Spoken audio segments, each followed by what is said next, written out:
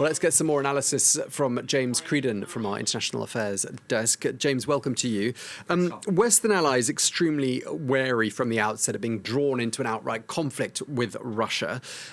How close would you say they are to crossing any perceived red lines as far as Russia's concerned? Well, I think the one of the key details to look at is Olaf Scholz and his wavering over the last number of days and weeks. That indicates a real level of concern and a wariness about what the decisions he takes and how he acts will provoke Russia or not. So just 5 days ago, he spoke to Der Spiegel. He said, look, I'm not going to deliver any heavy armaments to Ukraine out of a fear of escalation towards World War III. We saw then under pressure from coalition partners within Germany and indeed from international partners in the US that decision, there was an about turn on that decision.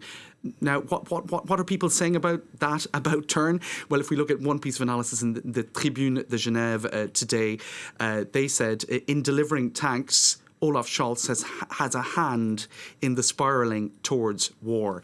Now, 50 Cheetah anti-aircraft vehicles, 88 Leopard, a lot of feline imagery, tanks are set to be delivered to Ukraine. So, you know, is this, as the Tribune de Genève says, is this Olaf Scholz having a hand in the spiralling towards war? Perhaps. We don't know. If Vladimir Putin is famously unpredictable, I'm not sure anyone would have foreseen the extent to which he sought to completely annihilate Ukraine and erase Ukraine's sovereignty. No one, I think, saw that coming. So there's a degree of unpredictability.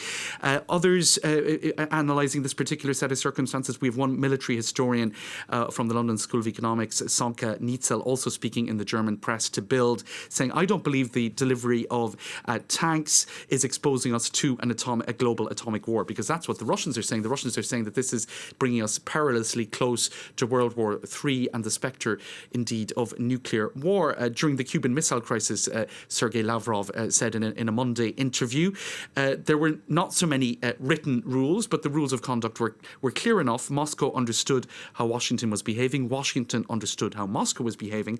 Now there are few rules left. So I think this is what we're dealing with here, uncharted waters and a risky moment where this proxy war, and indeed, Sergei Lavrov said that the weapons transiting from European countries to Ukraine are legitimate targets.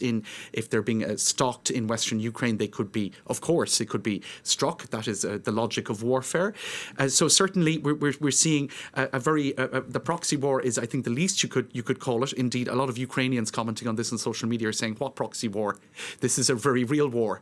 This is not a proxy war at all." But of course, it's the degree of involvement of NATO countries that is the question. And we're seeing that war, in fact, is extending now to a very real financial war, with the Russians insisting on payment in rubles from Poland, from Bulgaria. You might ask, why haven't they already asked the Germans for payment in rubles after the decisions made yesterday? Perhaps that will come. So I think that the war it's well beyond a proxy war at this stage. It's a very real financial war, and let's just hope it doesn't go any further than that.